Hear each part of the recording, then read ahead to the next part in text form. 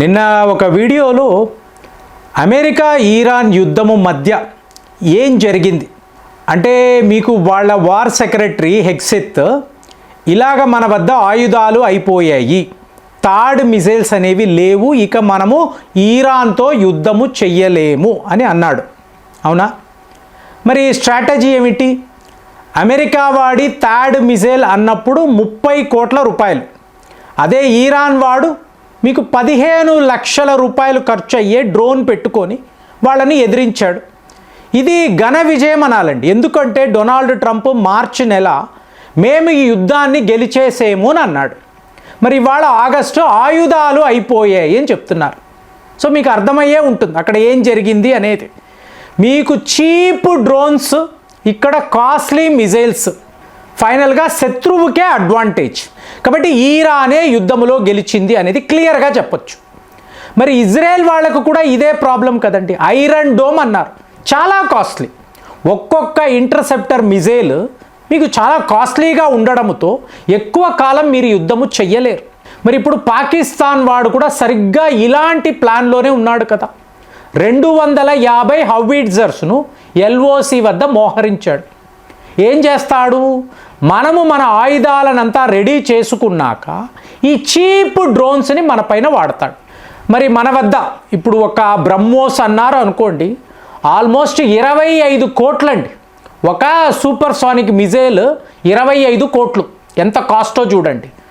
అలాగే ఇప్పుడు మీరు ఆకాష్ అన్నారు అనుకోండి, ఆకాష్ మీకు సిస్టమ్స్ 2.5 కోట్లు. ఏది ఒక్కొక్క మిజైల్ చెప్తున్నాను మీకు కాస్ట్. ఇక Pinaka multi barrel rocket system అంటే ఏకంగా 500 కోట్లు ఒక్కొక్క సిస్టమ్ చెప్తున్నాను. సో భారత్ యొక్క DRDO చాలా ఖర్చు పెట్టి కాస్ట్లీ వెపన్స్ను మనము సృష్టిస్తున్నాం.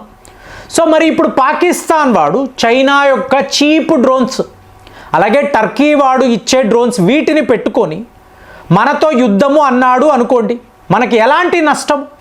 కానీ మనము ఒక అమెరికాను, రష్యాను, ఇజ్రాయెల్ కాదు, ఇది భారత్, ఇది DRDO. ప్రతి ఒక్క సమస్యకు సొల్యూషన్ వెతికేస్తారు. ఆ స్ట్రీట్ స్మార్ట్ ఇంటెలిజెన్స్ అనేది మన వద్ద ఉంటుంది. సో ఇప్పుడు వార్తలు ఏమిటి అంటే 2025 కర్నూలు వద్ద ఒక పరీక్ష జరిగింది. దీన్నే డ్యూ అంటారండి, అంటే డైరెక్ట్ ఎనర్జీ వెపన్. నేను ఒక 2-3 వీడియోస్లో మాట్లాడాను. ఇందులో వేరియంట్స్ చాలా ఉంటాయి. సో మొన్న కర్నూలు వద్ద జరిగిన ఈ టెస్ట్ ఏంటంటే 30 కిలోవాట్స్ మీకు ఒక ఎలక్ట్రిక్ లేజర్ బీమ్. మీకు అర్థమయ్యే ఉంటుంది. డైరెక్ట్ ఎనర్జీ వెపన్ అంటే ఏంటి? పెద్ద పేలుడ్లు, మిజైళ్ళు, రాకెట్లు ఏమీ అక్కర్లేదు. మీ వద్ద పవర్ఫుల్ లేజర్ వెపన్ ఉంటే, ఇదే పనే ఇజ్రాయెల్ వాళ్ళు కూడా చెయ్యాలనుకున్నారండి. కుదిరిందా? వాళ్ళు ఇంకా పరీక్షల్లోనే ఉన్నారు, ఇంతలోనే యుద్ధము స్టార్ట్ అయ్యింది. కాబట్టి ఇరాన్ వాడి బాలిస్టిక్ మిసైల్స్ నేరుగా వచ్చి ఇజ్రాయెల్ మీద పడడం, వాటిని ఆపడానికి శతవిధాల ప్రయత్నాలు చేసినా కూడా వాళ్ళ ఐరన్ డోమ్ ఆపలేకపోయింది. ఎందుకు అంటే మీకు రాకెట్ల వర్షాలు కురిపిస్తున్నారు. వరుసగా 20 రాకెట్లు, 25 రాకెట్లు అన్నప్పుడు మీకు ఎయిర్ డిఫెన్స్ సిస్టమ్స్ అంతలాగా పని చేయలేకపోతున్నాయి. అమెరికా వాడికే ఇదే గతి కదా. ఇక రష్యా కూడా అదే అయ్యింది. యుక్రెయిన్ వాడు తయారు చేసే చీప్ డ్రోన్స్ను రష్యాపై ప్రయోగిస్తే రష్యా వద్ద అలాంటి అస్త్రాలు లేవు.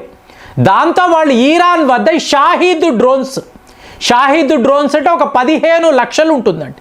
దానిని కొనుక్కొని రష్యా వాళ్ళే యుక్రెయిన్పై యుద్ధము చేస్తున్నారు. సో ఇదంతా మనకు వర్కౌట్ కాదండి. సో అమెరికా ఏం చేస్తుంది, రష్యా ఏంటి, ఇజ్రాయెల్ ఏంటి కాదు. సో DRDO వాళ్ళు, మీరు నమ్మరు, మేము 200 రూపాయలు ఖర్చు పెడతాం పాకిస్తాన్ కోసం. ఈ 200 రూపాయల్లో మేము చాలా శక్తివంతమైన ఒక లేజర్ బీమ్ని శత్రువు యొక్క యుద్ధ వాహనాలు, అది విమానము అవ్వచ్చు, ఒక డ్రోన్ అవ్వచ్చు, ఒక మిజైల్ అవ్వచ్చు, వాటిపై వాడి ధ్వంసము చేస్తాము. ఏమండి ఇంతకు ముందు చేసారా అంటే సియాచిన్ -60 డిగ్రీలు చలి ఉండే, మంచుతో కప్పబడిపోయి ఉండే ఈ వార్ జోన్లో మనము ఈ డైరెక్ట్ ఎనర్జీ వెపన్ని వాడి పాకిస్తాన్ యొక్క సైనికులు ఎంతోమంది వాళ్ళ క్యాంపులు పూర్తిగా ధ్వంసము చేయగలిగాం. సో అలాంటిది మొన్న కర్నూలు వద్ద 2025లో మీకు ఈ పరీక్ష జరిగింది. చాలా చాలా విజయవంతంగా ఈ స్వామ్ డ్రోన్స్ అంటారు, పిచ్చుకల్లాగా ఎగిరే డ్రోన్స్, వాటి మీద మీరు టార్గెట్ చేసి ఈ హై ఫ్రీక్వెన్సీ లేజర్ వెపన్స్ను వాడి వాటిని ధ్వంసము చేయగలిగారు. సరేనండి, ఒక 30 కిలోవాట్స్ అయిపోయింది అంటే నెక్స్ట్ లెవెల్లో దుర్గా అంటారండి, దుర్గా 2 అంటారు.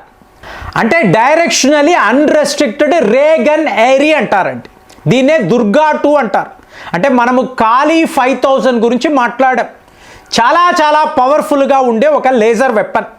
సో ఇదంతా మీకు తయారు చేయడానికి ఎప్పుడు ఇది 2000లో నేను మాట్లాడాను, 6 ఏళ్ళు ఇంకా కూడా పరిశోధనలు జరుగుతున్నాయి. వీటి యొక్క చిన్న సైజు ప్రోటోటైప్, చిన్నవి, ఇందులో దుర్గా 2 కూడా అంతేనండి. మీకు ఆల్మోస్ట్ 100 కిలోవాట్స్ పవర్ కలిగిన లేజర్ వెపన్. సో దీనిని కూడా మనము రెడీ చేసేసాం. ఇక నెక్స్ట్ లెవెల్లో చూసారు అనుకోండి, ఈ పెద్ద పెద్ద బాలిస్టిక్ మిసైల్స్ ఉంటాయి చూసారా, అలాగే F-35 లాంటి స్టెల్త్ విమానాలు. సో వాటిని మట్టి కరిపించడానికి ఈ సూర్య అనేది ఏంటి, 300 కిలోవాట్స్ పవర్ కలిగిన హై ఫ్రీక్వెన్సీ లేజర్ బీమ్. అంటే ఎన్ని వెర్షన్స్ చూడండి, ఇన్ని వెర్షన్స్ను కూడా రెడీ చేసుకొని మనం LOC వద్ద పాకిస్తాన్ కోసం ఎదురు చూస్తే మనకు అయ్యే ఖర్చు ఎంత, 200 రూపాయలు. అంటే మంచి పవర్ సప్లై, ఒక మంచి జనరేటర్ ఉంటే మీరు మీ వాహనములో ఈ ఆయుధాన్ని తీసుకువెళ్ళి పాకిస్తాన్ వాడి యొక్క డ్రోన్స్ ముందు నిలిపితే మీకు 5 కిలోమీటర్ల నుంచి మీకు 30 కిలోమీటర్ల దాకా కూడా ఈజీగా వాడిని న్యూట్రలైజ్ చేయవచ్చు. సో ఇంతవరకు ఏ ఒక దేశము కూడా ఇలాంటి పరిశోధన, ఇప్పుడు అమెరికా వాడు మా వద్ద ఉంది అన్నాడు, ఎక్కడ వాడేవు లేదు, రష్యా వాళ్ళు అంటారు, ఇజ్రాయెల్ వాళ్ళు అంటారు, ఇంతవరకు వీళ్ళు ఎవరు కూడా వాడలేకపోయారు. మనమైతే ఆల్రెడీ సియాచెన్లో వాడి ఉన్నాం, అలాగే ఎన్నో పరీక్షలు చేసి ఉన్నాం. సో ఈ లెవెల్లో చూస్తే ఎలైట్ క్లబ్లో భారత్ కూడా ఉంది, మనము కూడా ఉన్నాం, కానీ మనము ఆల్రెడీ వీటిని వాడుతున్నాం కదా. ఇప్పుడు మీకు ఒక డౌట్ వస్తుంది, ప్రేమ్ గారు ఇలాంటిది ఈ లేజర్ బీమ్స్ ఇవన్నీ ఉన్నప్పుడు ఇంత చవక ధరకే శత్రువుల యొక్క ఆయుధాలని భస్మము చేయగలం, బూడిద చేయగలము అన్నప్పుడు మరి ఇంతంత ఖర్చు పెట్టి ఇప్పుడు S-400 వాడుతున్నాం కదండి, 39,000 కోట్లు, ఇంకొక 2 బ్యాటరీస్ కూడా ఆర్డర్ చేశాం. మరి అలాంటప్పుడు ఇంత ఖర్చు ఎందుకు? రఫేల్ విమానాలంటే ఏకంగా 59,000 కోట్లు కదా, మళ్ళీ కూడా ఆర్డర్ ప్లేస్ చేశాం కదా. సుఖాయ్ విమానాలను అప్గ్రేడేషన్ చేస్తున్నాము, అలాగే బ్రహ్మోస్ హైపర్సానిక్ మిసైల్స్ అంటున్నాము. ఇన్నిన్ని ఆయుధాలు మనకి ఎందుకండి ఈ డౌట్ వస్తుంది.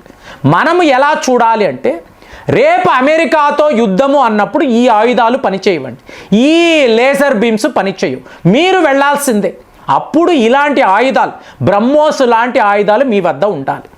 అలాగే చైనా వాడు మీపై చీప్ డ్రోన్స్ వాడాడు కదా, సో వాడు కూడా S-400 లాంటి మహా అస్త్రాలను వాడతాడు. మరి దాన్ని న్యూట్రలైజ్ చేయాలి అంటే మీ వద్ద కూడా అంత పవర్ఫుల్ వెపన్స్ ఉండాలి. అదే పాకిస్తాన్ లాంటి చీప్ దేశం, పనికి మాలిన దేశం, ఒక చెత్త దేశం, దానిని ఎదుర్కోవాలి అంటే మీరు 1000 కోట్లు ఖర్చు పెట్టకూడదు. ఇప్పుడు మీరు ఒక 10 బ్రహ్మోస్లు వాడారండి, 25 కోట్లు అంటే 250 కోట్లు ఆపరేషన్ సింధూర్లో వాడారు కదా. కానీ ఇది మనం వ్యాపారంగా చూసాం. ఇవాళ 10,000 కోట్లకు మన వద్ద ఆర్డర్స్ ఉన్నాయి కాబట్టి మనకు బాగానే డిఫెన్స్ ఎక్స్పోర్ట్స్ ఉన్నాయి. అలాంటప్పుడు పాకిస్తాన్ లాంటి ఒక చీప్ దేశము కోసము ఇట్లాంటి టెక్నికలీ హై చీప్ వెపన్స్ను వాడేమో అనుకోండి, ఒక్క 200 ఖర్చు పెట్టి వాడి డ్రోన్లను బూడిద చేయగలిగితే ఇది ఎంత అద్భుతమైన విషయం. ఇవాళ DRDO ఇదే పనే చేస్తుంది. మరి ఇందులో మన విజయము, మనము సాధించబోతున్న విజయము పాకిస్తాన్ వాడికి ఎలా ఉంటుంది, వాడు ఎంతలా ఫీల్ అవుతాడు, ఆలోచించి కామెంట్స్లో రాయండి. మళ్ళీ వచ్చే వీడియోలో కలుద్దాం. జై హింద్.